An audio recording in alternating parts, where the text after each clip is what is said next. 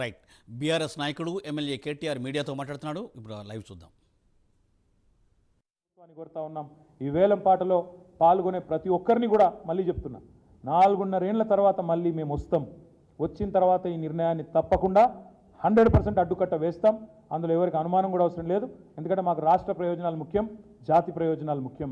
100% అడ్డుకట్ట వేస్తామనే మాట కూడా చెబుతూ ఈ వేలం పాట నుంచి, ఈ నిర్ణయం నుంచి కేంద్ర రాష్ట్ర ప్రభుత్వాలు ఉపసంహరించుకొని తప్పకుండా సింగరేణికి న్యాయం చేయాలని చెప్పి కూడా, అలాట్ డైరెక్ట్గా చేయాలని చెప్పి కూడా కోరుతూ మీ అందరికీ కూడా ధన్యవాదాలు.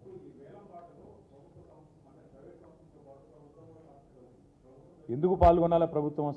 అసలు కాదమ్మా, మేము స్ట్రైట్ పాయింట్. అది జాతి సంపద, బొగ్గు అనేది జాతి సంపద. రాష్ట్రము, కేంద్రము, అల్టిమేట్గా జాతి అంటే భారతదేశం, భారత జాతి సంపద.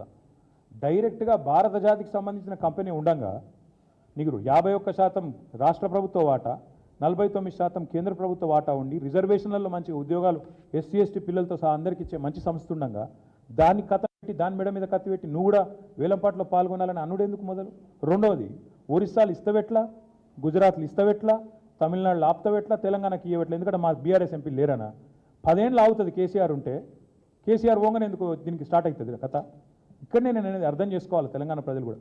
కేసీఆర్ ఉన్న నాళ్ళేమో సాహసం చేయలే, మోడీ గారు సాహసం చేయలే, కిషన్ రెడ్డి గారు సాహసం చేయలే. కేసీఆర్ జర్రాట్ పక్కకు పోగానే ఒక్కొక్కరు ఇవాళ వాళ్ళు జూలు విధులుస్తున్నారు, వీళ్ళు దానికి మంచిగా దువ్వెన పెట్టి దువ్వుతున్నారు ఆ జూలుకు. ఇదే నా పద్ధతి.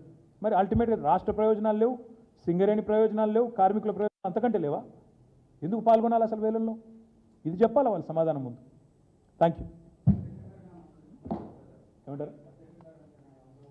డెఫినెట్గా ఉంటుంది.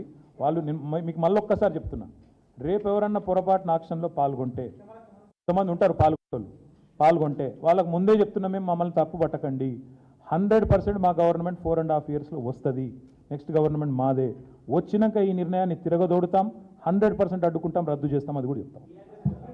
ప్రత్యక్ష కార్యాచరణ మీరు అన్నారు, తొందరలో ప్రకటిస్తాం. ఎల్లుండి మా మీటింగ్ కూడా ఉంది, ప్రకటిస్తాం.